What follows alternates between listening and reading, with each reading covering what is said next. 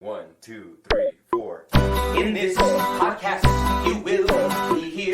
Knights of Vader, Knights of Vader includes, but is not led to talk of Star Wars, not ray guns. We can't truly prepare you for the joke that follows this song, but hey, we gave it a try. So here's the Knights of Vader. Crystal Fox reports they are divided. Prequel, sequel, hate and love they fighted. I know that we are just musicians hired, and their time is up. So here's the Knights of Vader. Impressive. Most impressive. A big thank you to An Insperiority Complex for providing our theme song. It is December 8th, the day after the Day of Infamy. My name is Zack Weber, and joining me today is the owner still of the Fat Bib Fortuna action figure, Chris Porteous. I knew this day would come. Happy to be here, guys. And joining us is Grand Admiral Zenger. I was sick from work. I was sick yesterday. I watched this. Then I had to finish watching this, and I still would take the sickness I had over watching this again. Someone's tipping their hand a little too hard right there. Oh, I can tip it harder. Oh, I bet you will. And we have insert cute nickname here, Joe Yazzo. Kalima, how is everybody doing here today? Hey. Better than I finished this movie. Zenger's like, can someone call him on me right now? Oh my God. But yes, folks, based on the title of this week's episode, you can infer what we're talking about. We are talking about the Dials of Destiny. Indiana Jones 5. We thought it was a meme back in 2008, the idea of making a fifth Indiana Jones movie. Yet Disney, in their reckless abandon's like, let's just take $300 million and push it onto this side of the table. What could possibly go wrong? It's what? I would say the third best Indiana Jones movie or the third worst Indiana Jones movie. I think it's right in the middle, in my humble opinion, but I have a feeling I might be in the minority here. Yeah, I mean, probably. What? I mean, the thing about the Dial of Destiny that even Kingdom of the Crystal Skull and the Bland Crusade have going for them is that they're written and directed by Lucas and Spielberg, whereas this is a piece of Melba toast. Melba toast. Well, of course, again, there's no Jorge involvement. As Chris has pointed out numerous times over the years, Spielberg literally threw his hands up in the air. The man that was able to sit there, like, help get Who Framed Roger Rabbit made, Ready Player One, could not work with contemporary Lucasfilm to get an Indiana Jones film made. It's kind of great when you realize that one of the most legendary producer filmmakers in Hollywood history was like, I cannot, like, gain any sort of ground with my former, like, production assistant executive. Absolutely baffling when you think about the fact that that's the person that just gave up and walked away. Yeah, well, I think, South Park made an episode about the working environment Spielberg was dealing with, and it's probably something to do with that. Yeah, I don't know. And I mean, there's been some interesting stuff coming out about just working in the Disney machine lately. Like a lot of what's the new Pixar movie called? I forget. Zach knows what it is. Elemental? Wish. Wish is not Pixar. Okay, it's not? Well, that's solid Disney. That's Disney with a capital D. I didn't know there was a distinction. That's interesting. There is. But did you not watch Wreck-It Ralph 2 with the princess scene where they're like, she's from the other studio? Well, that's interesting. But there's apparently a lot of animators are speaking out about what it was like to work on that movie, although they're not brave enough to put their names on it for fear of reprisal, but so it's hard to verify if it's true. But it's an interesting time. The way I hear Wish described, there's a lot of technical shortcuts being taken. It's kind of obvious when Disney just kind of checks out on these things and they kind of rest on their laurels.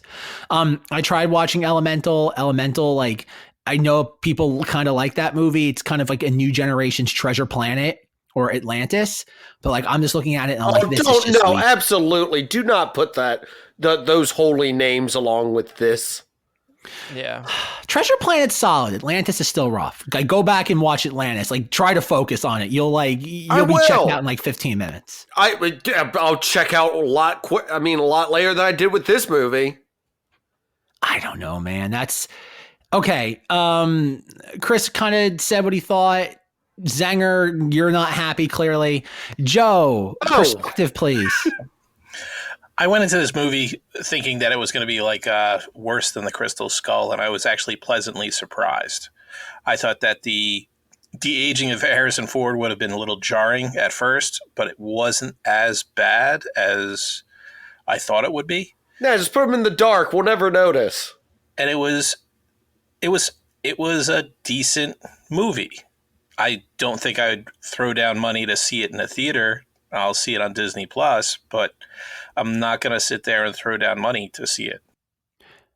I saw it in IMAX. I drove 90 minutes to see it in IMAX.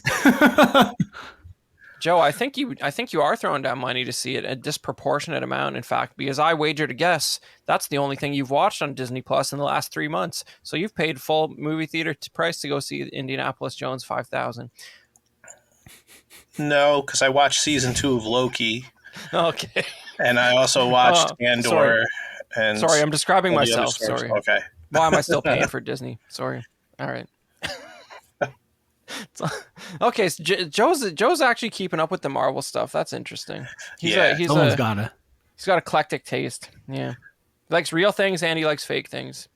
Can't pin him down and figure him out. I'm an enigma wrapped in a riddle, wrapped in a quandary. Yeah, well, so you're saying that Zack is clearly implying that he thinks this is at least better than The Last Crusade. No, I love Last Crusade. Like, Last Crusade, like, as a kid, Last Crusade was my favorite. You're saying it's third best, though, so what else? Temple of Doom is weak sauce. Oh, my God. I was about to say, I could tell from his talking, Temple of Doom's going to not be no, Temple of Doom's weak sauce. Like, child actor automatically in the garbage. Short Round's cute, but in Willie Scott's maybe the most annoying, like, female lead I've ever, like, I know that's the gag, but, like, it leans a little too hard into the gag. No, this was like, I got to tell my favorite story, and Joe's heard this. I think I might have said on the podcast. I don't think so, but my girlfriend Rachel is like what Indiana Jones for her is what Star Wars is for me. It's what she grew up with. It's her kind of larger than life franchise. We like go drive 90 minutes to Paramus, New Jersey to see this in the best IMAX theater that's not in metropolitan New York. And I keep telling her for months, I'm like, dude, this is your Phantom Menace. This is going to be your Force Awakens. Like, this is going to be Disney just crapping on your childhood. And again, kind of like, and she's not a nerd. So she's like, no, it won't. And I'm like, dude, just be ready.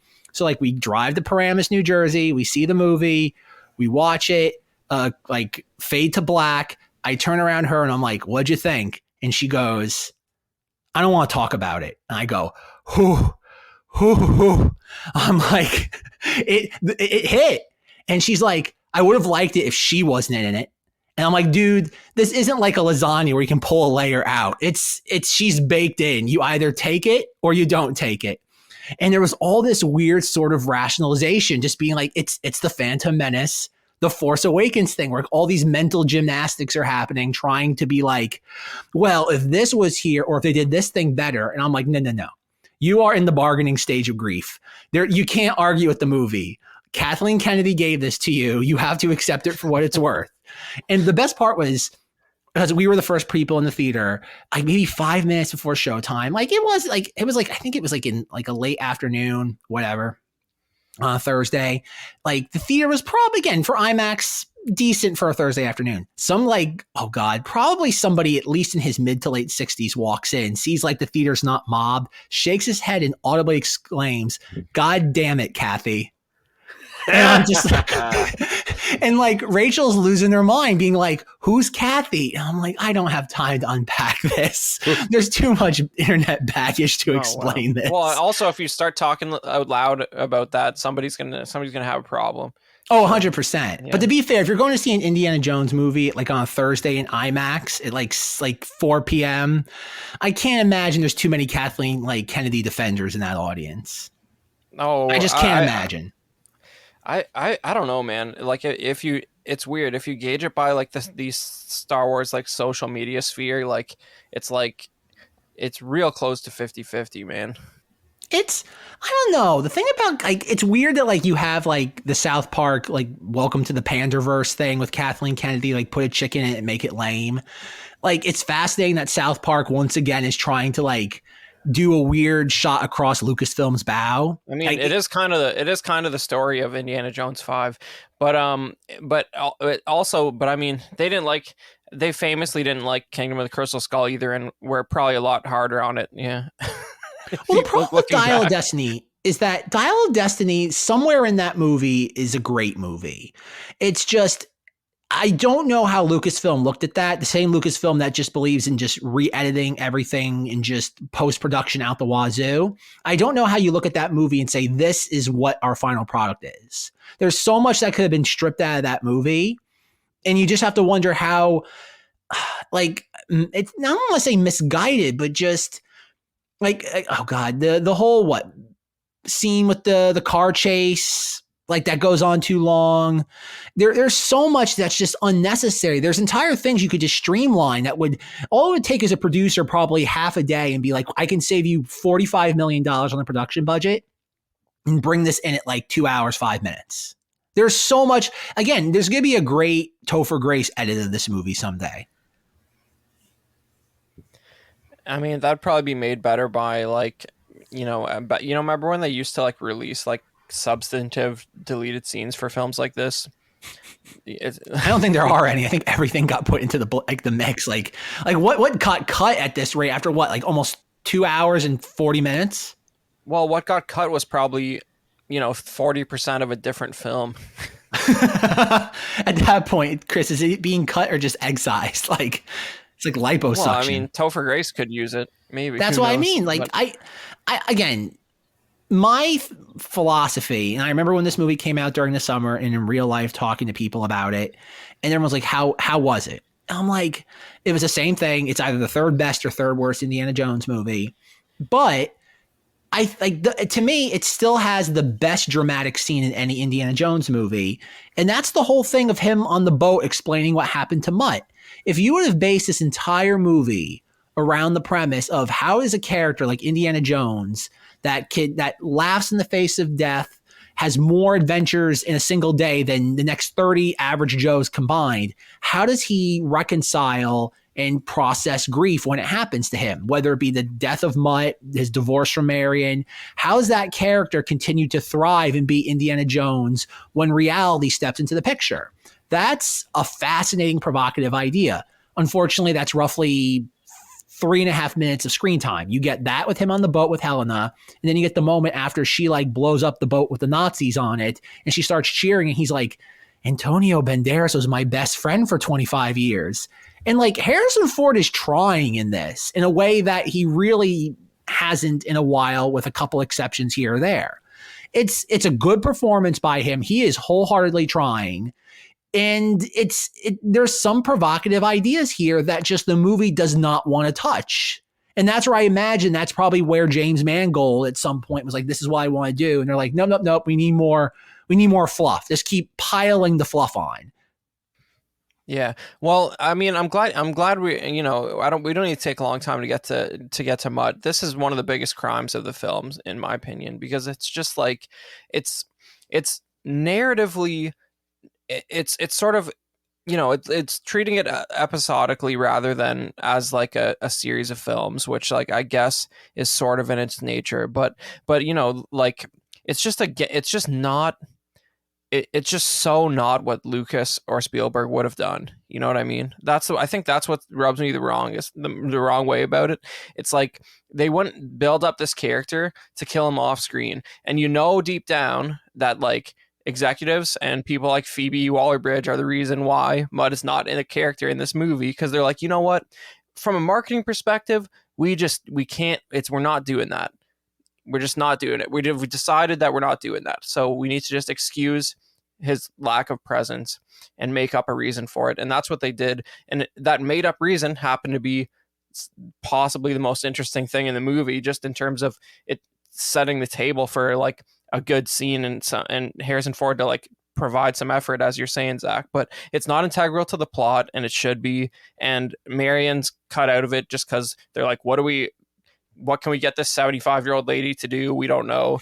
And it's just like, it's not, it's not where you would go if you wanted to continue the fourth film, and they didn't want to do that. And I don't know. I don't like that about it. They're trying to wash their hands of something that's better than what they did.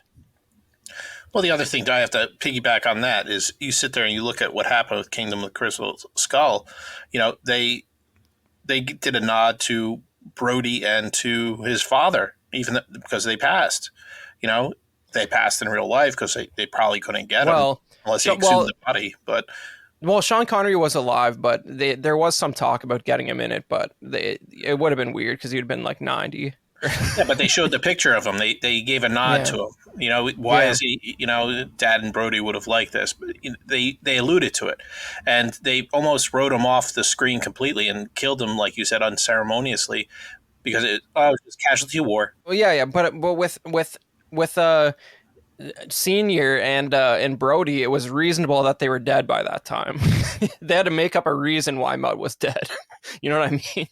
And it's just like, it's like after the ending of 4 at the wedding, and like he goes to take the hat, and then it's like, psych, he's dead. It's like Alien 3, where like like Newt and Hicks are dead off screen. It's like, this ain't right, man. It's clear. It except for that worked out awesome. That's the difference. But it's clearly not the logical continuation of that narrative that the people who I wish had made this film would have done. It's just like, we feel like doing something different, grab the steering wheel and like shank it as far as possible to the left and just hope for the best. That's pretty much how I feel about this. It feels so detached. I was pulling for Short Round to come out. I wanted Short Round to come out, man. Yeah, but what is 50-year-old Short Round? Like, I don't know. He's an Academy Award winning actor. That's what he is. Yeah, but I mean, like, but in Indiana Jones universe, what is 50-year-old Short Round? He'd probably be dead too. Like, realistically, that kid did not have a bright future. Oh my God. The problem with this, Zenger, okay, you hated this movie. You go. We're going to untether you for a moment. Did I? Did you finish it? Can one hate something they didn't finish? Okay, so as I established in the opening, I was sick yesterday and had to basically stay home. And normally, if I'm like a little sick, I'll be like, you know what, I'll try to work. No, this was a sickness that I was like, nope, got to stay home for this one. So I was like sitting there and I was like, oh man, that's right, I got to watch Dial of Destiny. So I started watching it. And I was sitting there, watching it. Got to the point where they're in the cave, paused it, went to go do something else, got distracted, then was like, crap, I guess I'll watch it tomorrow. I guess I'll finish it tomorrow. Went to work, was talking to one of my coworkers. I'm like, yeah, I have to watch Dial of Destiny for a podcast. And they're like, oh, what'd you think of it? I'm like, oh, I got like 20 minutes left. And they're like, oh, what about all the, they're like, you stopped in the middle of all the action? I'm like, what do you mean action? And he's like, where did you stop again? And I was like, about 20 minutes left. They're in the cave. There has to be like 20 minutes left. And he's like, no, there's like an hour left. And I'm like, what? What more could they do in this movie? I'm bored out of my mind already. What more could they do? I just, nothing grabbed me in this movie. Like, there was no point in this. Like, I just watched this movie and I can barely tell you anything about it. You know what grabbed me in Dial of Destiny? The first trailer where John Rhys Davies was narrating, and he was talking about how he misses the desert and the sea and adventure. And I'm like, hell yeah, movies have been trash for 15 years. Give me something good, Disney/Indiana Jones creators. The trailer just wrote a check that the movie could not cash. You know what I mean?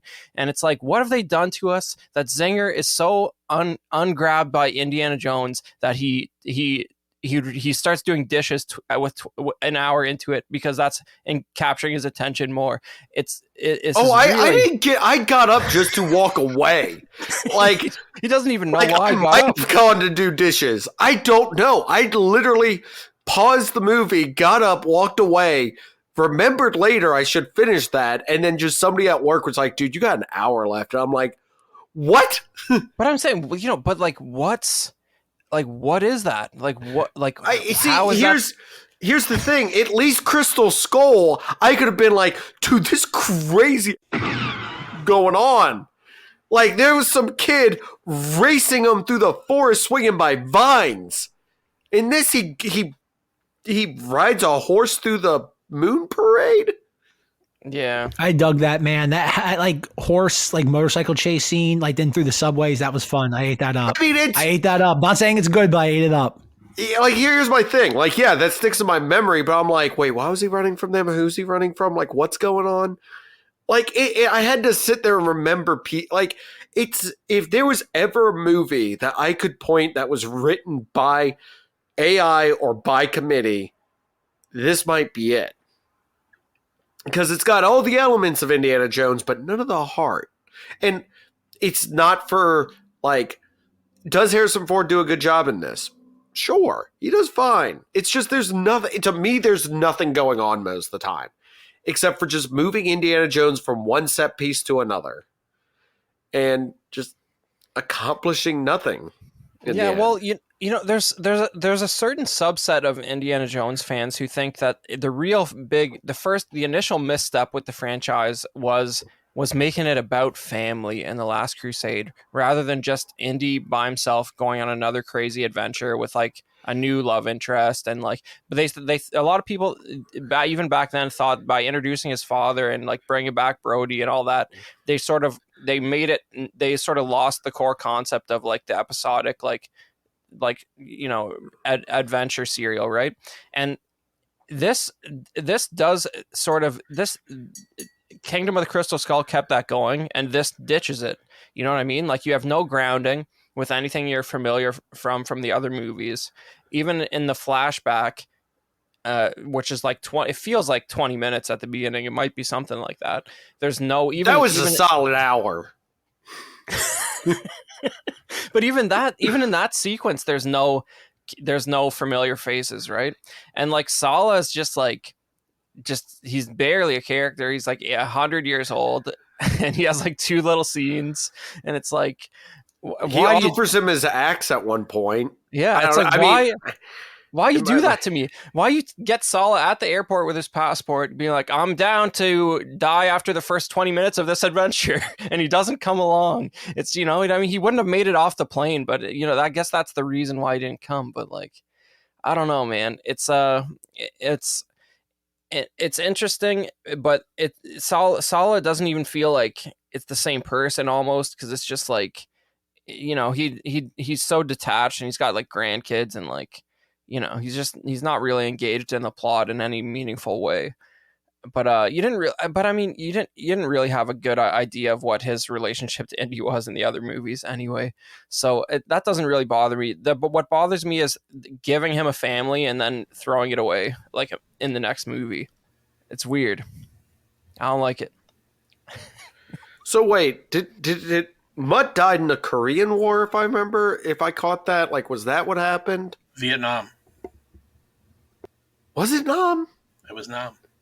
Yeah. Someone fact check Zenger's understanding of the Vietnam War. This movie's like it's 69 and a lot earlier than that, right? Oh my god, yeah. I'm gonna go check this now, because I'm like, wait a second, I thought he died in like Vietnam. I mean, not Korea. Crystal Skull took place during the Korean War. I don't know what year in the 50s it was. I can't remember. What year is it, Zenger? What year is the Korean War? What year are we in now? It's plausible that he died before in that war before 1969. That's the point. The Korean War was from 1950 to 1953. Vietnam can be argued lasted from 1955 to 1975. Zenger, it's not the Korean War. That can be your headcanon that he died in the Korean War. I guess, because for some reason I was thinking, I'm like, it's too early for Vietnam. No, 69's right like in the sweet spot where you could see him maybe being part of like an early task force or something like that, and he just I'm just assuming he died on like at boot camp or something.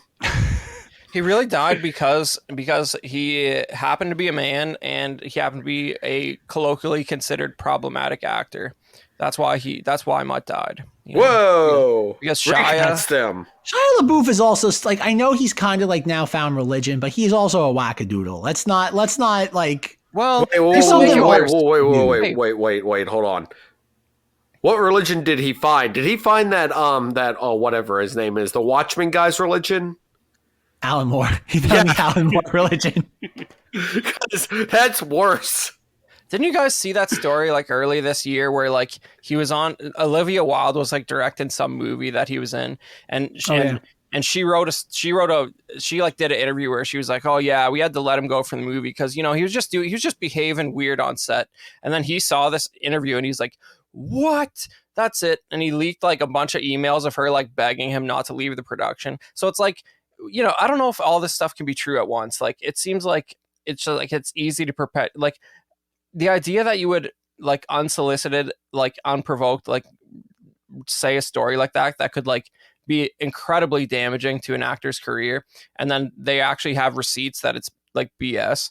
It was an interesting like tabloid tale for a couple weeks there, but I don't know. He's obviously a little off his rocker, but my attitude about that is the story comes first, and if like the implication was that his son would be sort of getting into the same line of work at the end of Kingdom of the Crystal Skull, and they're like, not only did that not happen, but they fought and then he went to war and then he died, and it's like, yikes, man. I don't know.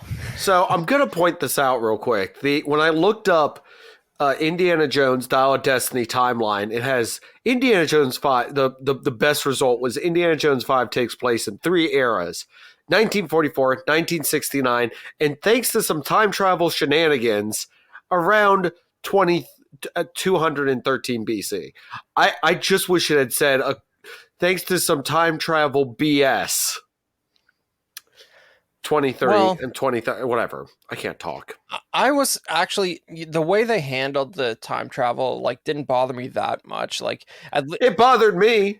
You know, there's a whole lot of potential like logical problems with time travel, obviously. And it's like, at least the way they sort of did it, it was like the thing just sort of pointed broadly to like a natural phenomenon that they flew the plane into, rather than like time storm, you know, like they turn the clock. Yeah, you know, which I mean, it still gets people every once in a while. That's what happened to Amelia Earhart, obviously, stuff like that. But and you know, there's a couple other missing planes out there, but 2 or 3. But Flight 19. I don't know about that, but you know, the people who know what I've just mentioned. They're in the know. Somewhere Russ's spider sense is tingling. It is. It's like the first 5 minutes of Close Encounters. Thank you. Good job, Jim. Proud of him. Okay. So I have to ask, what is everybody's thoughts on Helena Shaw? Like, is it one of those things where just, I can't imagine she's anyone's favorite character, or is it just a matter of how much disdain to just apathy is there? It's the only thing that kept the plot going. True. Well, yeah, she is a buttress for the film's narrative. Kind of. I wish there. That's the thing. Like, I don't mind Phoebe Waller-Bridge as a character. I think just a lot of her characters are just not written well. Like, as an actress, I think she's fine, but she's always written to be intentionally unlikable until the last like 3.5 minutes the character's on screen. Yeah, I mean, she really is. She's just basically, you know, she's Mutt in this movie. That's the dynamic they have, you know. But Mutt's not like a low-key dirtbag, though. Like, for the first, I'd say 3/4 of this movie, she is intentionally unlikable. Yeah. Because there's a point where like all of his coworkers get shot by Nazis, and she's like mocking him like at the bazaar. It's like ha ha, your friends are dead because of like everybody thinks you're a murderer. And he said again, it's the character is written so bizarrely. Like we can like I know there's obviously the comparisons between her and Rey in the sense of just Lucasfilm British brunette protagonist. At no point is Rey blatantly unlikable. Like Rey might be uninteresting, but she's never intentionally unlikable. Yeah, There's never a moment where she does something on purpose that's like meant to disenfranchise the audience. Yeah, don't listen to anybody who draws a comparison between those two characters. Like there's really like accent and hair color is not a connection between characters. Tell that to people back with Jyn Erso and Rey. Okay, tell you what, I will give the movie this. I'm gonna give a little bit of credence to this. I feel like Mads Mikkelsen and Harrison Ford were acting in a completely different Indiana Jones movie. Like all their scenes, because I'm like looking over like script notes and quotes and stuff. Like all their back and forths are like good, solid stuff. But I'm like, what was going on around that time in the movie that I have very little memory of this quote?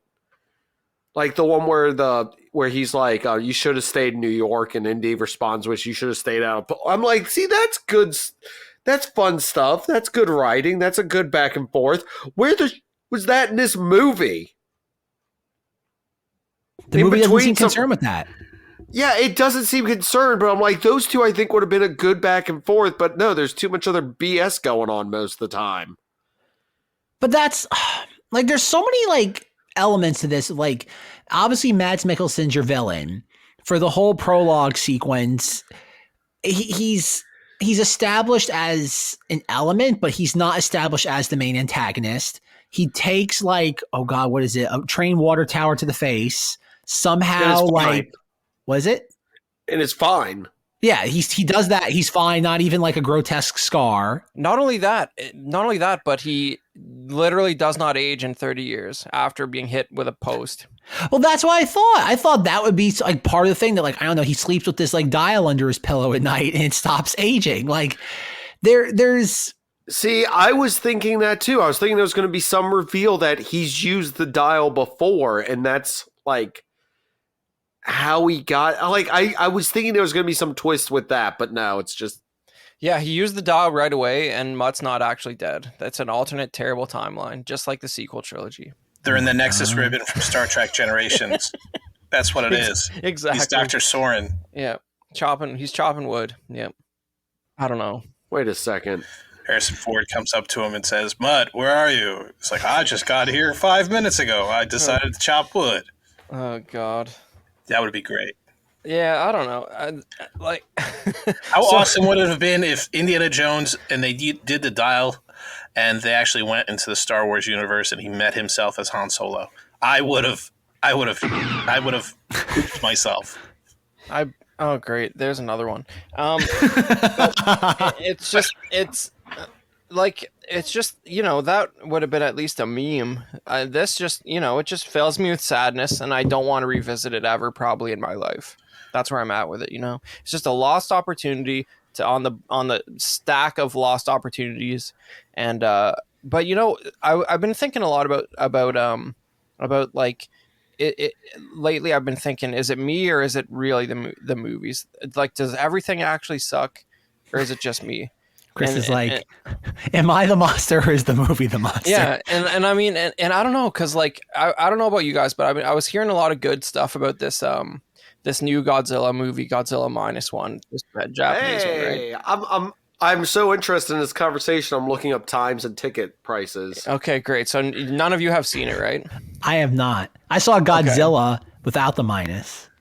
Okay, so yeah, but I mean, as has been repeatedly pointed out, the interesting thing about this movie is not really that it's a Godzilla movie, it's that the CGI is good and it only cost $15 million.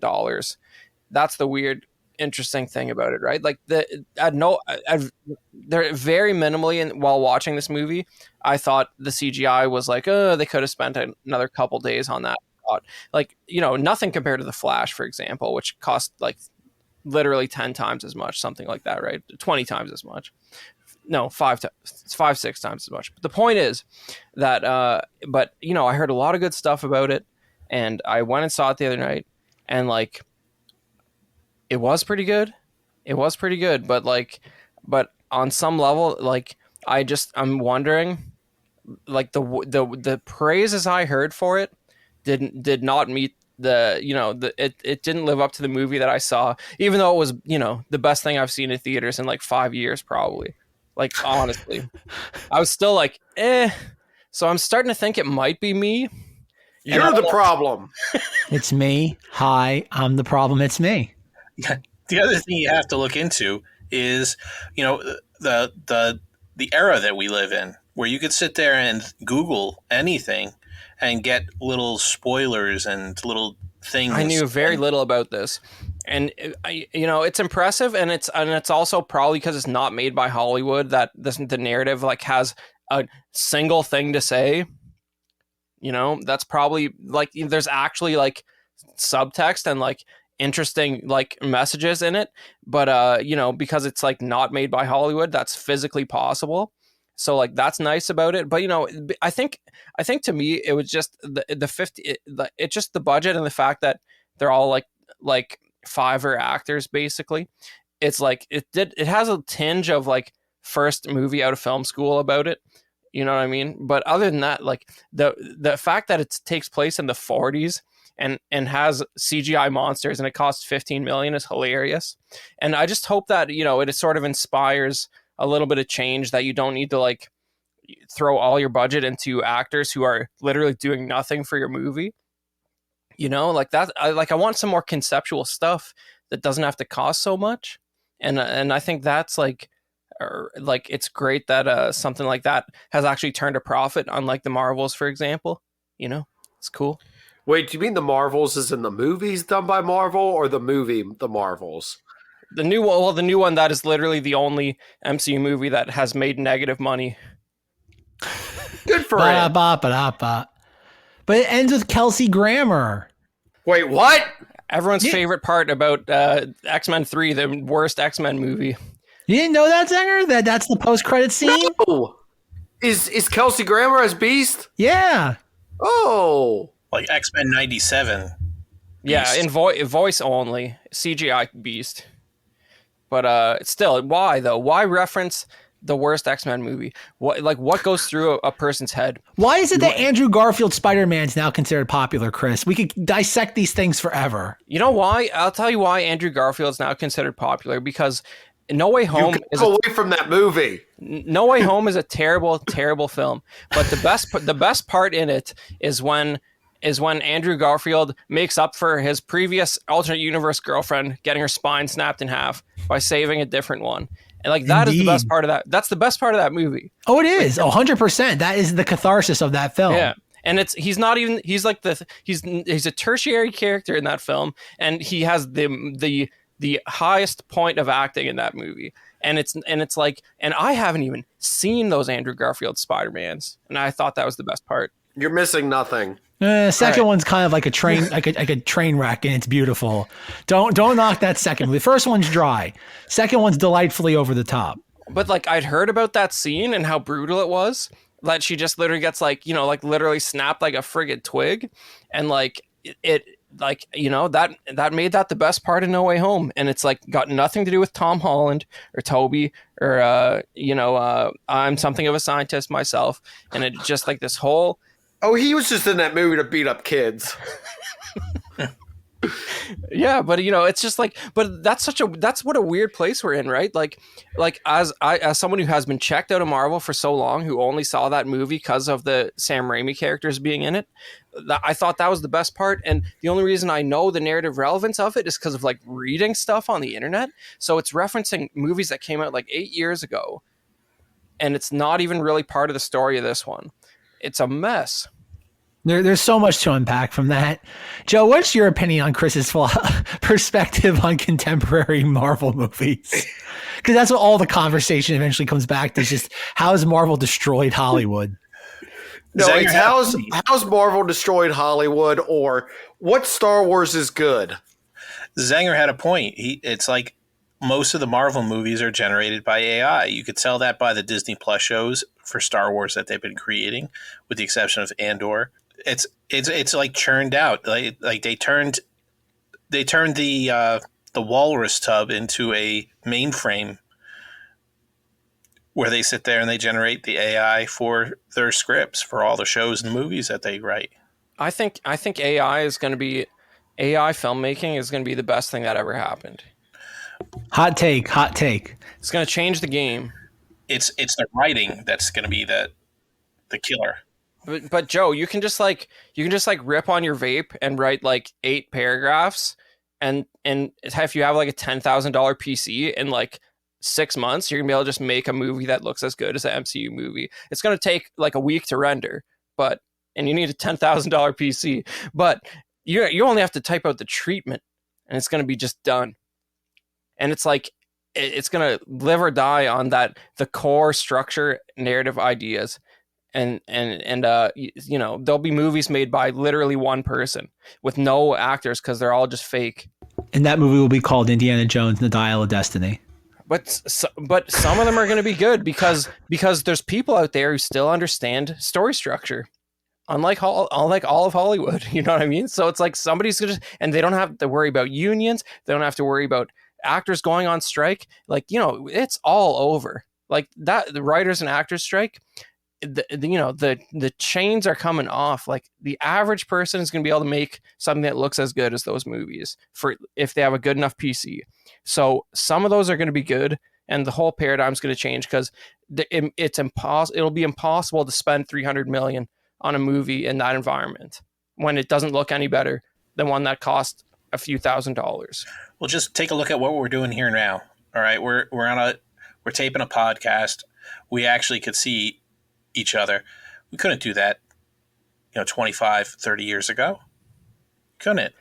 You could. Technology has actually caught up with it. So you could actually sit there and do that. And people actually have the technology now to do it. So once the technology gets there, people will be able to do amazing things. Like I could sit there and make it. But we're talking like 6 months to 2 years until you start seeing this stuff in the marketplace. That's the rate it's changed. That's happening. Which is good. I got something that's concerning me. So what was the big hinge point for the movie? The Dial of Destiny. Zenger, are you about to say that whether Indiana Jones was there or not, it would have played out the exact same? No, I'm going to say, what did Continental Drift have to do with it? It's just accounting for where the time. Yeah, but that's all. Okay, so all right. I need a calculator. So you're saying there must be a reference point on one continent that determines where the portal's going to be. Well, otherwise it doesn't make sense. Okay, so let's say, yeah, how does the orbit of the planet play into it? That's what I want to know. So it's about 1 inch a year. So 1 inch times about what? Let's just say 2,000 years. Let's just round. Okay, so that's 2,000. Okay, now divided by 12. Oh, wow, 160 feet. So you're saying 160 feet made the difference between them going back to 1940, whatever, or instead they end up... Bull. This movie about time travel space is bullshit, and I'm done with it. So much bleeping. The better time travel movie is Back to the Future. End of argument. Also still the best trilogy. Wow. Argue... Find me outside. How about that? I mean, that's a dated reference. Talk about time travel. Yeah. Well, it's Catch Me Outside, but whatever. And she's become an upstanding citizen. So how dare you? But is she though? She's paying taxes at least more than the average. Is that what makes one an upstanding citizen? Is that where we're at in the culture? Well, I mean, this is, see us on the Cinemoddities Patreon for the continuation of that discussion. Oh my God. Listen, all I got to say is I'm that guy right now with the coffee cup going, just saying that Back to the Future is the best trilogy, changed my mind. On a Star Wars podcast, he's saying this. That's what makes it even funnier. I know, because Star Wars isn't a trilogy anymore, so I cannot safely say that. I mean, that Lord of the Rings trilogy is definitely better than Back to the Future. I don't know what you're talking about, but whatever. I 100% between those two side with Zenger. One does not make me want to kill myself halfway through the first movie. Oh God. I was rewatching those and like I was like, oh yeah, there are good movies in the world. You know, I shouldn't forget that there's 2 or 3 good films in the world. And all 3 of them are Back to the Future. This is the weirdest Indiana Jones discussion. But I think, like, correct me if I'm wrong, Zach, but you want to talk about this purely because Indiana Jones and the Dial of Destiny had the last headline it will ever have, which is now available on Disney+. Well, of course. Like, okay, the point is with this movie is that it was so misguided. It really only got made as like a contractual obligation so Harrison Ford would star in the Star Wars sequel trilogy. That's the main reason. Really? Oh yeah, there's no way he would have done Han Solo unless they probably put into his Force Awakens contract that they were going to make this. There's no way. He didn't want to do Han Solo ever again. But he wanted to do Indy. He loves Indiana Jones. Like, go look it up. He's always carried the torch for this character. Oh, thank God. He's doing more movies after this. Yeah, he's going to be Thunderbolt Ross. Let's go back into the Marvel nonsense. I'm so happy. I was worried that this would be the last movie he ever did. We can only hope it's the last movie he ever does. Imagine that, Chris. Imagine your last film credit being Indiana Jones and the Dial of Destiny. No, Zenger, he's on that cowboy TV show also. What do you call that thing? Cowboy TV show. Yeah, cowboy TV show. 1923. What a time to be alive. Cowboy TV cinematic universe will have 3 shows, I think. I don't know what the kids are watching these days, but he's a cowboy in that show. Yellowstone. Yeah. He's on that stone that's yellow. Yeah, one of those stone shows. There's like 3-4 of them. Zach, do you imagine in 5-10 years time when you're doing an Indianapolis Jones marathon, does this make the cut? Oh yeah. No. I don't know. I only watched it once. I saw it in IMAX. Like a week later, I saw Dead Reckoning Part 1 in a conventional theater. I'm like, man, I wasted my IMAX bucks on Indiana Jones. No, again, I think the movie, there's a great movie in here somewhere. When I go to rewatch it at some point, I will 100% watch the first 20 minutes. I thought that was a lot of fun. I ate that up. And then I'm going to fast forward through like most of him at the college campus. I'll watch the ticket. Ticket tape parade. Yeah, thank you. I'm going to watch that. That was great. The brief moment with Sala is a lot of fun. Well, again, there's some good moments in this movie, and then it kind of it goes off the rails at times, and then it comes back. No, it's serviceable. It's like everything else that Disney does. It's fine. It's nothing objectively bad. And even the ending, like I remember before even watching this, like the rumors were going like on and on about like, oh, like the climax of this movie was something that like even Lucas would have to admire. And it is like the last 15 minutes of this is a lot of fun. Like the whole idea is they end up in ancient times. There's a plane and you have the Nazis, and even how Mads Mikkelsen dies. He dies in a rather gruesome fashion. And even the ending where he kind of just surrender. He wants to surrender to it and just be like, Helena, please just let me be. Like my life's over. Let me enjoy what little time I have with it. And she literally punches him back into reality. And again, it's great because at the end, I don't want to say it's atonement, but not atonement in the conventional sense. It's like atonement for his despaired hopelessness. Again, I don't know what their thought process was with this movie, because again, the movie very much ends as a period in one respect to the Indiana Jones story. It ends like Crystal Skull does. It ends with Helena Shaw practically picking up the hat, but except she doesn't, Mutt doesn't. It's a weird, it's a treading water movie. It doesn't know what it is. And realistically, the next thing after this should be like, oh God, should be either an animated series, probably an animated series where it's like tales from, Indy's Journal, insert some sort of cute name here. And it's just different, like micro serials, like do a micro series, Star Wars style of Indiana Jones. And it's him. Voiced by what? Chris Pratt. Oh God, no, like have it be animated and basically do like, this is going to be a weird, like Chris will appreciate this. Joe and Zenger probably not. It's like I don't know, have brief bumpers of Indiana Jones as like Harrison Ford, like telling this to, I don't know, somebody. It could be anybody. And that's the thing. I don't know. I think there's a lot you could do with the Indiana Jones IP still, but like it's not going to be another $300 million film. I don't see how that's the avenue you continue this franchise forward. I just don't. You go back to the source material and what he made the character based off of, which were the serialized things that he saw in the movie theater before he saw a major movie. You know, it's like Sunday morning TV growing up.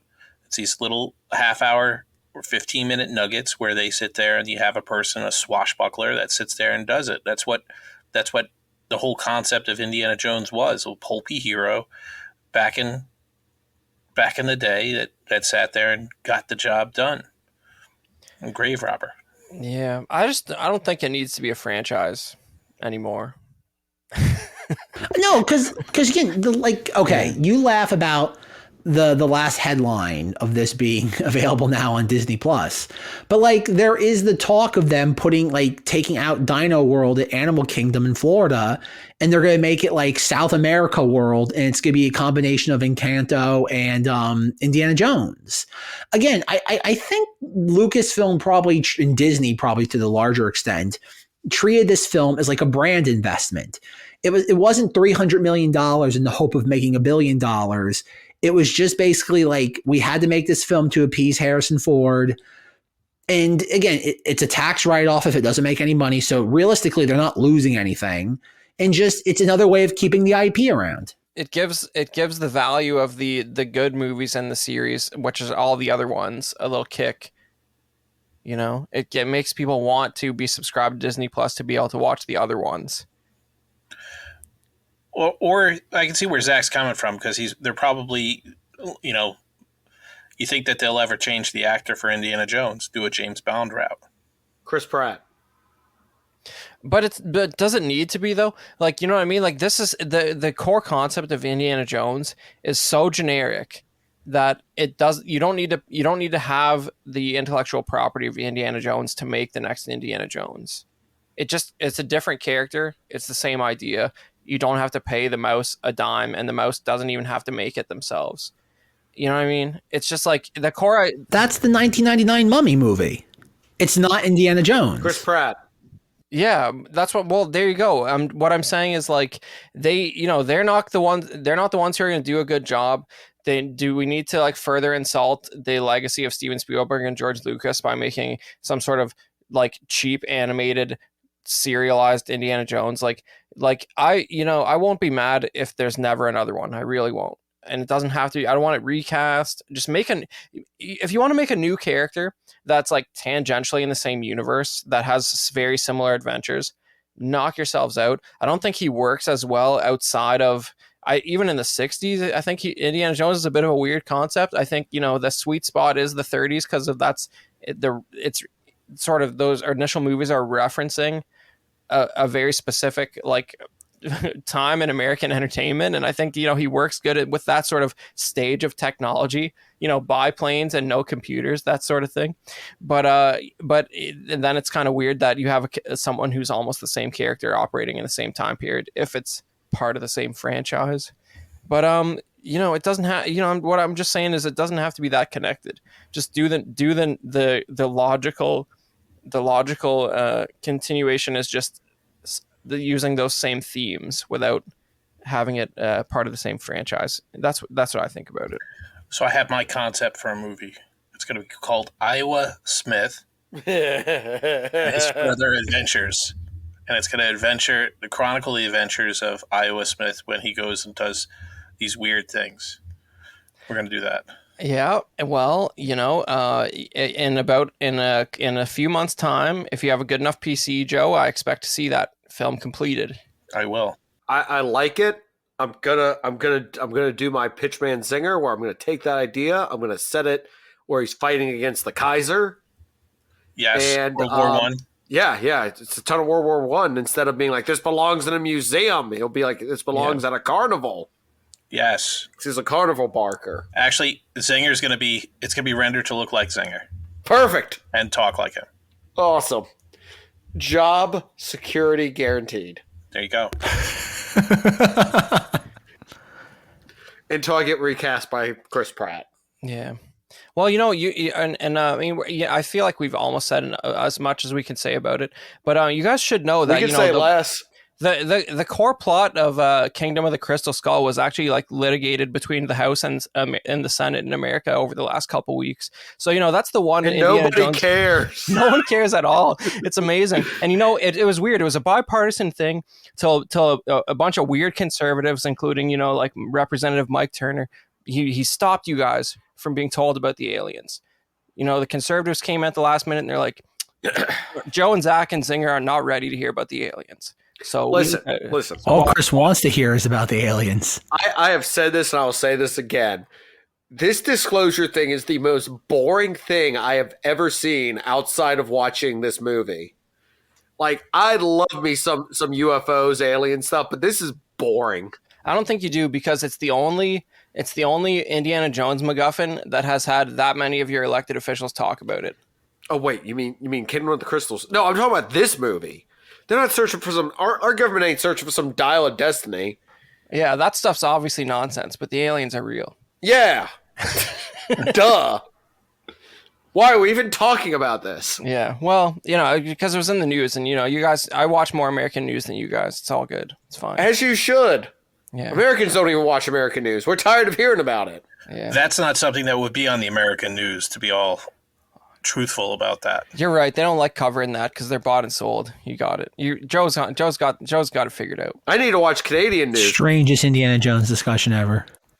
Well, I'm just talking about the one Indiana Jones movie that's a documentary, Kingdom of the Crystal Skull. Obviously. What is the land speed of a person swinging through the vines with monkeys? We'll never know. Or the speed of a refrigerator with a man inside being launched by a nuclear explosion. Does it break the sound barrier? See, and these are the things. This is why Kingdom of the Crystal Skull is more interesting, because you have all these BS moments that you're just like, what the crap am I watching? Where this one's like sensible. It's so grounded compared to the other four, It's like he only goes back in time the once. That's the craziest thing that happened. Yeah, exactly. You're like, you only went back in time like one time. Yeah, exactly. Cool. So I don't know. I'm officially stating it here. I think it is by far and away the worst of the 5 Indiana Jones films. Who's with me? Vehemently disagree. I'd say 4. Number 4. You're saying it's okay. So it's just better than Kingdom of the Crystal Skull in Joe's opinion. I see. Well, you know what? They were targeting Joe. They wanted Joe. They wanted the Joes of the world to say, at least it's better than Kingdom of the Crystal Skull. And by God, they did it. They got it. You know what? I'm just going to do a supercut of all the Mads Mikkelsen and Harrison Ford scenes together and see if that's a better movie. Because like I said, I feel like they were acting in a much better movie that I didn't get to watch any of. Yeah, but you know how we're sort of lukewarm about it. There's no way we'd be this measured and mellow and like sort of not engaged if like a 78-year-old George Lucas wrote the script. Like, who knows how silly and crazy it would have been. There's no way it's sillier than how it actually ends. There's no way. That is 100% Jorge just being like, no way. I'm doing what I want. No, this isn't even like one of those bad Terminator movies where like the writer's like, come on, Cameron, just talk to me for like 12 minutes and I'll make a whole script about it. They weren't even interested in what Lucas thought about this. You can tell. Once again, there's definitive proof that the best time travel out of place movie is once again Army of Darkness, because Bruce Campbell did it better and did it first. There we go. And at least they were satisfied to end the movie with the whole future being ruined and the end of the world, basically.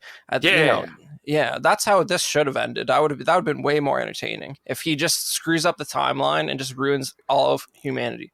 He goes back and just Nazis have taken over, and he's like, no. Yeah, and then, it's like a Planet of the Apes ending. That would have been great. Goes back through the oh man, why didn't they do that? Yeah, because they would never be able to finish it, just like Marky Mark's Planet of the Apes ending. But it just perfect. It would end perfectly with like you'll never get a conclusion to this. Screw your franchise. Oh man, yeah. That. I mean, the problem is the antagonists were the Nazis. Like, you can't end a movie in 2023 where Indiana Jones comes back to the future and the Nazis have taken over, and that's just the end of the movie. If it only were a satanic cult, or the Kaiser. Yeah, exactly. Much more palatable for having taken over the world by the end of Indiana Jones 5. So, that they couldn't. I mean, that would have been something, that we would be all like, you know what? It was sort of bland, but at least the ending made me question the fact that real executives signed off on this. No, movie, wait. I got a better idea. He goes back, goes to old Battle of Syracuse, all that stuff, and Archimedes somehow jumps to the future using ancient technology and just takes over the world. Like the mirrors and stuff. Just our weapons, our modern day weapons stand no chance against them.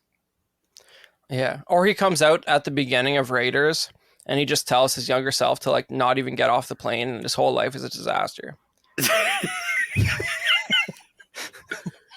Yeah, that they could have done that too. God, that would have been awful. And then it would just have then all the movies would have played out exactly the same, except he just wasn't there. No, because see, if they did that, they would have just been stealing from the best time travel movie once again. Sorry, time travel trilogy movie, Back to the Future. Yeah.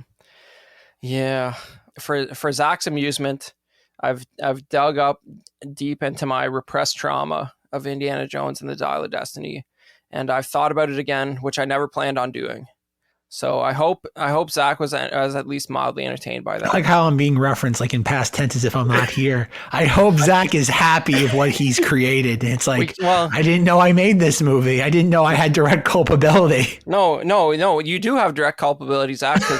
I talk about, I'm messaging, we have a Knights of Vader messenger thread where, once in a while I shoot a message and they'd be like, I try to ignore it constantly. To varying success. How do you guys feel about recording this awesome interview, this or that? Crickets from Zach. Zach's pretty much. What wakes Zach up is, let's talk about the Dial of Destiny. And here's several times. Here's several opinions. Here's several things. When are we recording? Let's do this now. Yeah, it's interesting. Wake Zenger up from a dead sleep. Force him into a record. I think it's more of it's like Zach saw that headline that this was on Disney Plus, and he's like, Indiana Jones will literally never be forced to the top of we keep saying this over and over again. It's not even going to be a recommended reaction video or anything ever again. So now's the time. Hey man, I saw this in June and wanted to record an episode. Chris, you dodged the creator episode because we couldn't convince anybody else to go watch it besides you and I. Yeah, I mean the creator the creator was sort of bland, it's sort of bland, sort of bland. Yeah, and it's the only reason Zach likes this movie is because there's a scene in which they reference the character Mud Williams. Yes. I don't, but it's a good dramatic scene. It's the best dramatic scene in the franchise. It's what the movie should have been about. Yeah. Instead, it's just stuff happening, which is okay, but it shouldn't have been. If this was 30 minutes shorter, this probably would be the second best Indiana Jones film. Just give me a scalpel and I'll cut it out. Where could you cut from? There's so many options. Okay, but why does Marion, why does Marion suddenly think he's okay again? Just because he had a traumatic experience? That's not how you write, guys. I'm not a filmmaker, but she didn't see any of that happen. She still thinks he's a dirtbag. She was told about it. She read the script. It's just painful. I don't know. But to be fair, all the Indiana Jones movies, except for the first one, are kind of they're meant to be just they're movies with all the boring parts cut out. And that's what this tries to be, but it's just everything that's meant to be exciting is drawn out too far to the point that there's no more tension. It's like silly putty. It's instead of it being able to roll back into a ball, it's just a giant pancake, a thin pancake. It's like silly putty that's been left out in the sun. Gross. Exactly. With one dramatic scene in it. I want to point out something real quick. I know what everyone's thinking.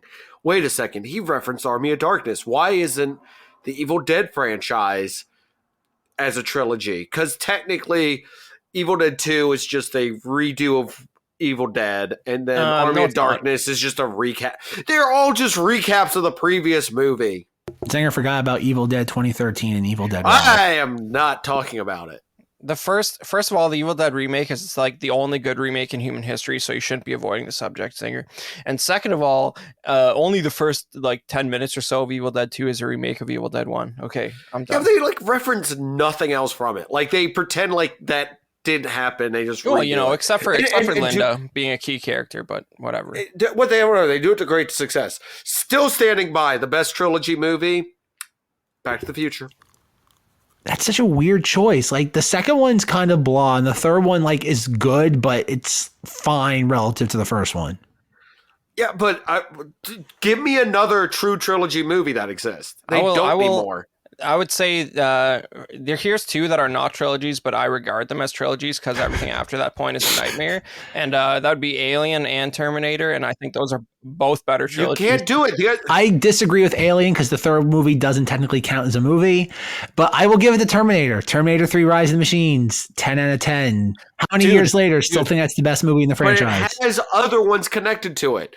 They have not gone and shaken the skeleton of this movie back to life and attempted to do something with it. Now, there's been video games and other stuff, but that's not the point.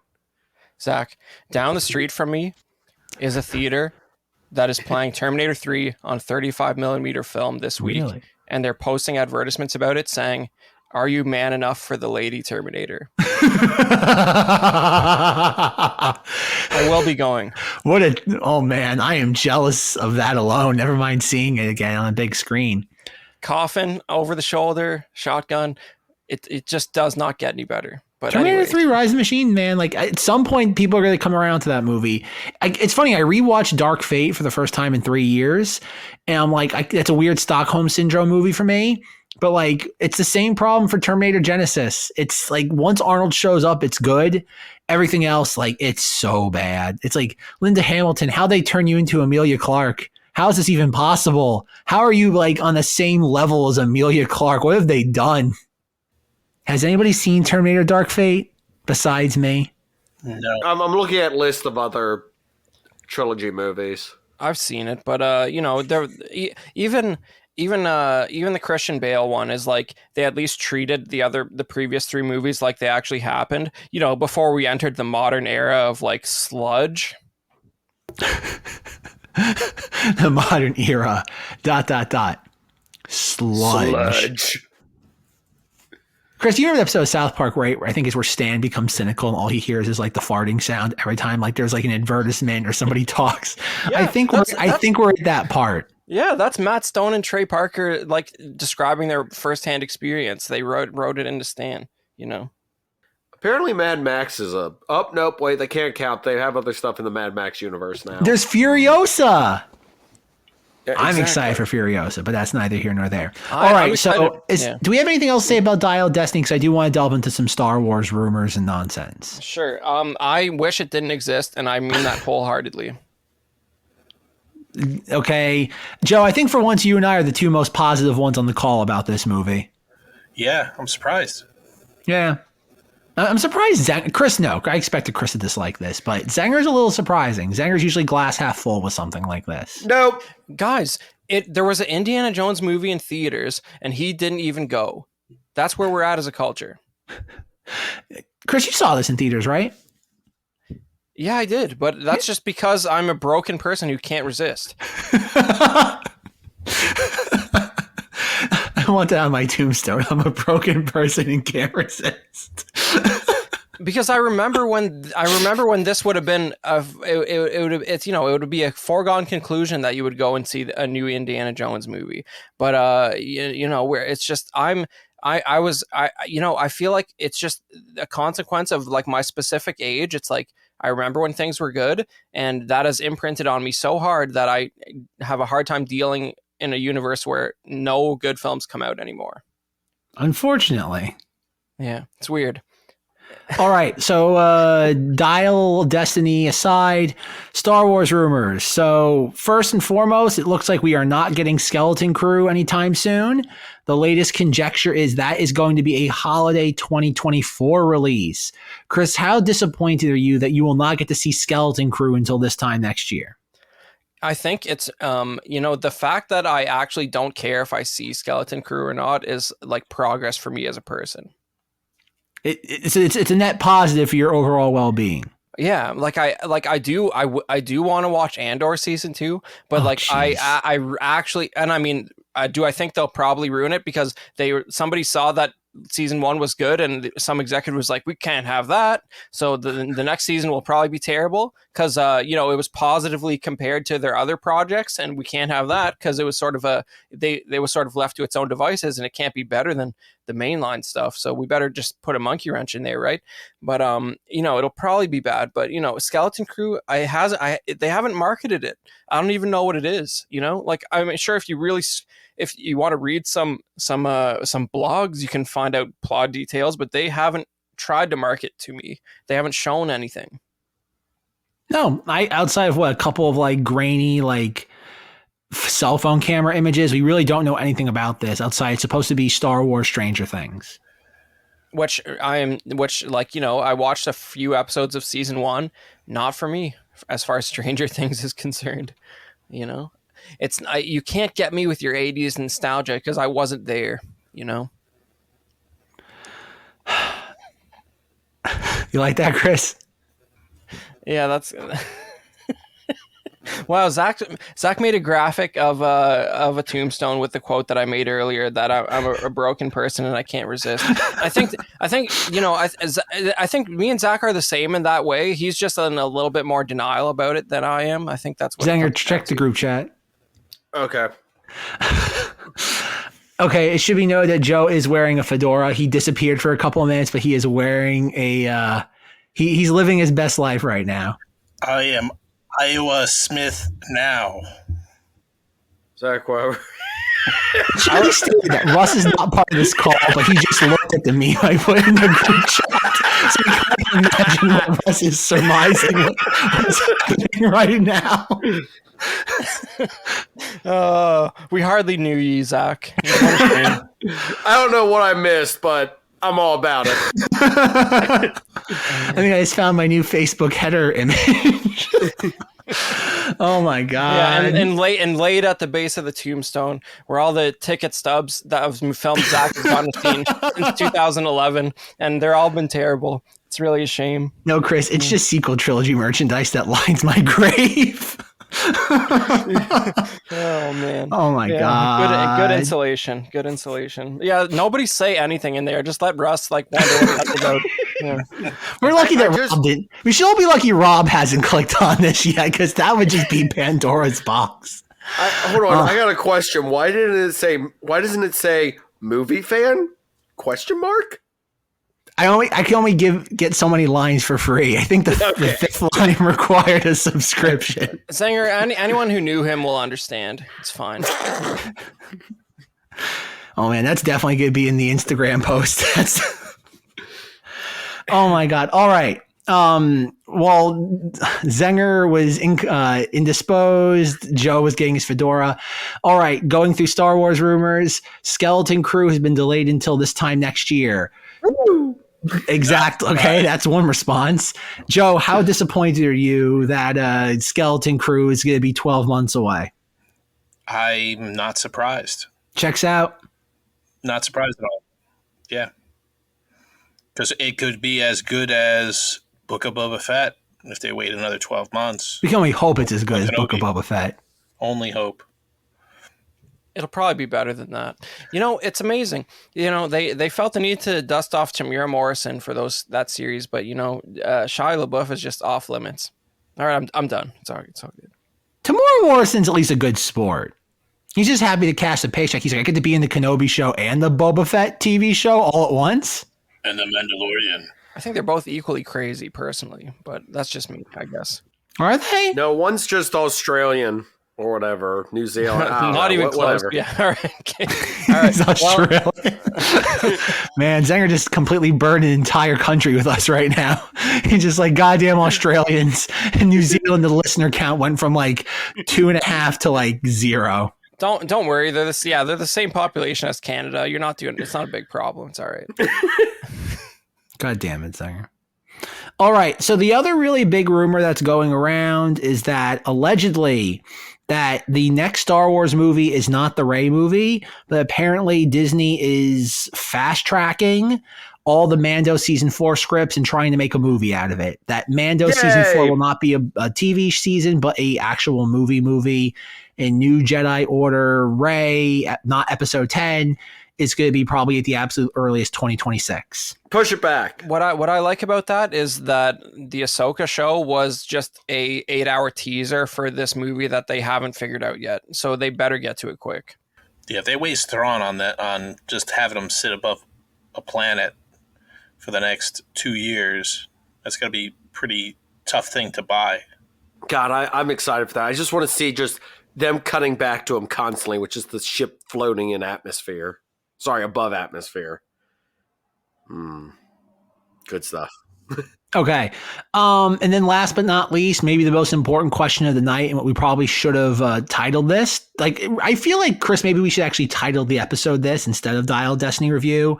It should be Patty Jenkins Rogue Squadron December 2023. What? Did I miss December something? 2023 was supposed to be the original release date of Patty Jenkins Rogue Squadron. Okay, so it's like we're mourning the death of Rogue Squadron on its anniversary. I don't know. It's kind of fun to think. Like, once Patty Jenkins got out of the Tesla and then went into the trunk of the Tesla, what? Like, it's kind of fun to think. That was what, over 3 years ago they announced that? Good God. Think about that. That was what? Right around the same time as Mando Season 2 ending? You know what's actually a faster path to your Star Wars movie coming out than being an accomplished director and having a personal story that you're going to tell to Lucasfilm and they sign off on it and it gets made? The faster path to having your Star Wars movie made is to actually fail your pitch to Disney, because Rebel Moon comes out in exactly 1 week. But he was pitching. Okay, to be fair, Hack Snyder was pitching that in like 2014.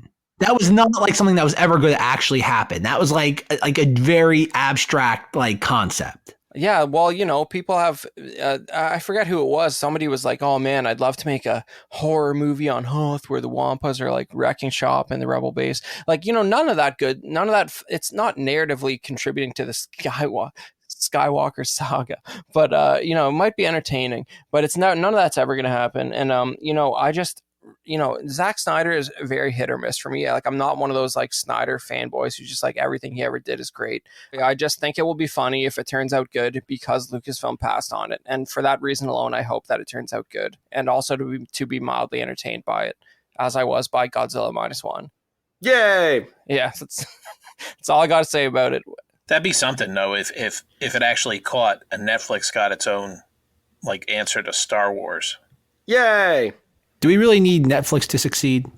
Yeah. Use code ZengThis at checkout. It's the only streaming service that has original content. Whoa, wait, hold up. Are you saying Solar Opposites is not original content for Hulu? I'm saying I've never seen Solar Opposites, but among other shows that I can't think of and or name. But I am definitely going to be pirating someone's Netflix account so I can watch it. Wait a second. Everything on Disney Plus. Zach, I don't care if Netflix wins. I just need Disney to lose. Man, a General Hux Rise of Skywalker quote. Now that is speaking my language. All right, we're going to punch this episode of the podcast in the face and then wake up in our apartment somewhere in New York City. So concludes this episode of the Knights of Vader, a Indiana Jones podcast. Check out the Facebook group. Type Knights of Vader in the Facebook and you will find us there waiting for you. Find Chris on Instagram as @KOV Podcast, where he will be posting a picture of a meme tombstone that I made. If you like what you hear, please rate us on Spotify. My favorite thing in life is going up to people in my personal life, asking if I can borrow their phones for 2 seconds, scrubbing through an episode, and then rating the podcast a 5 out of 5. I can only imagine the catastrophic detrimental things that's doing for us in the Spotify algorithm. But when you're not listening to this podcast and having to steal other people's phones so people will maybe listen to this, Chris, what are you up to?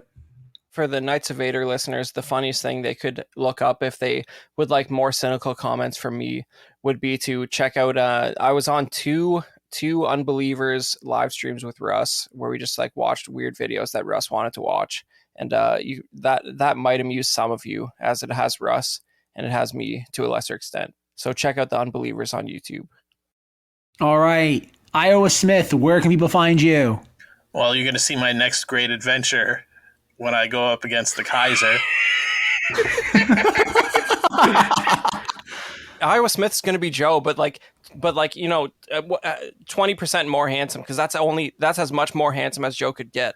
So it's going to be like he's a 75.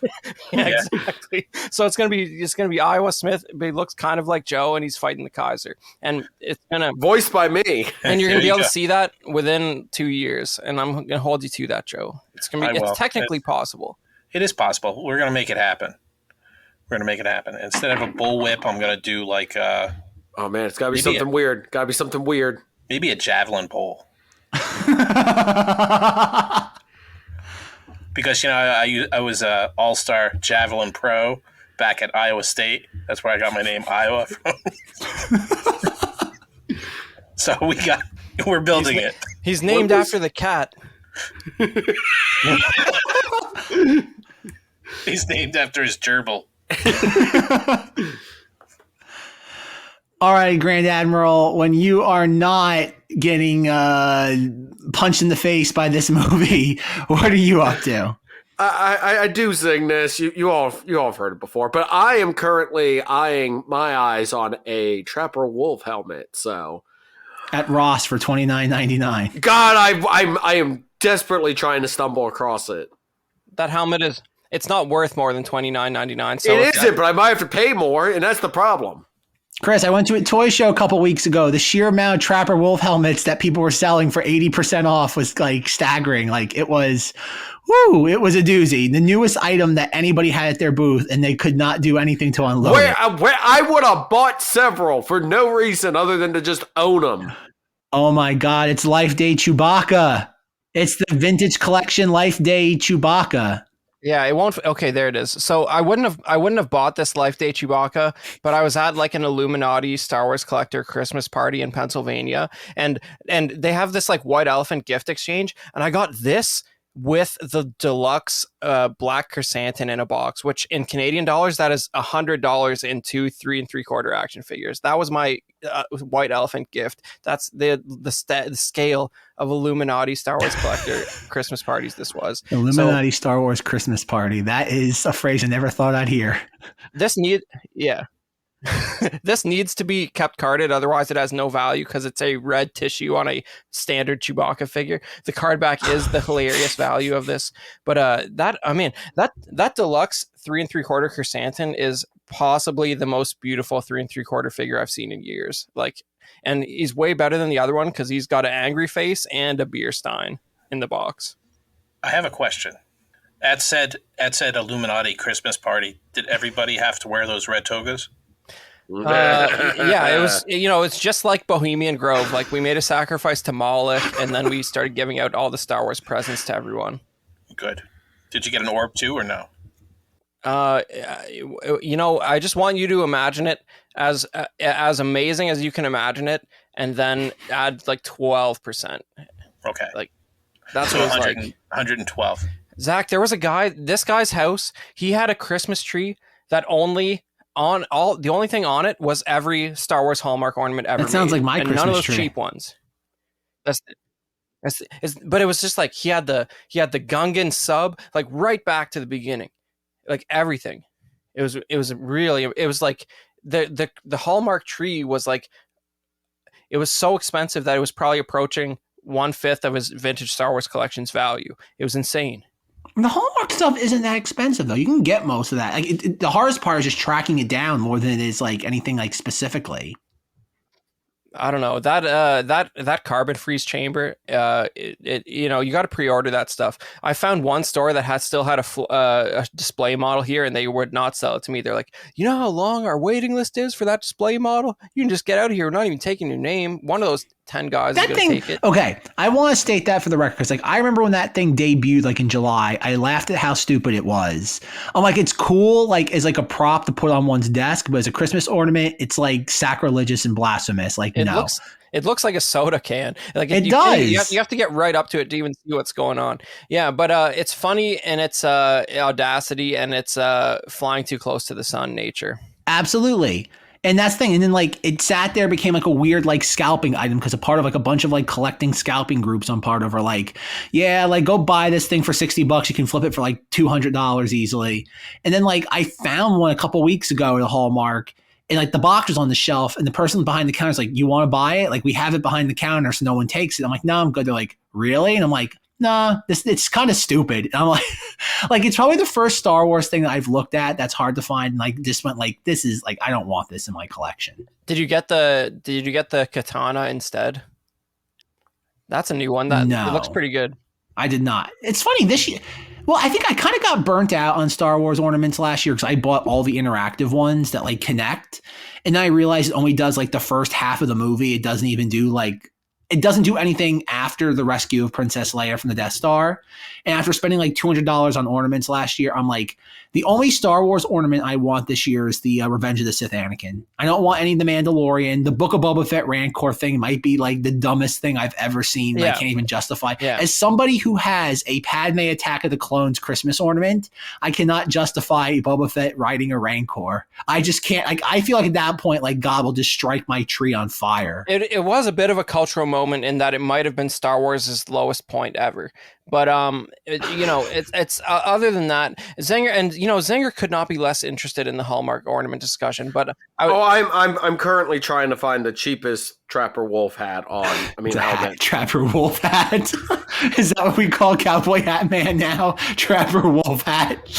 He brings that up, but it's like it's so weird the stuff Zenger gets attached to because like there is no universe in which a Trapper Wolf helmet is cooler than Joe's fedora or any of the Hallmark ornaments we were talking about. But I want it. Why? I want to find it somewhere for cheap, but I can't. Do you have the Luke or what other one they made? The Wedge? No, why would I have those? Those are people like. He has the Poe Dameron one. He's embarrassed to admit he owns it. Dude, God, I wish. I went to the Cincinnati Toy Show and my friend bought the Poe Dameron one because it was $40, and I made fun of him the whole drive home. I was like, "What are you gonna do with that?" It's like he literally bought it because he thought he could resell it at his store. I'm like, no one wants the Poe Dameron helmet. That's why it was $40. I don't know. Anyways, that was like the first Black Series helmet, and it still has no value. What are you going to do? Anyways. Thank you, An Insperiority Complex, for parading our theme song. Good night. Parading our theme song. I don't even know anymore. Good night, but not goodbye. And as always, may the Force be with you.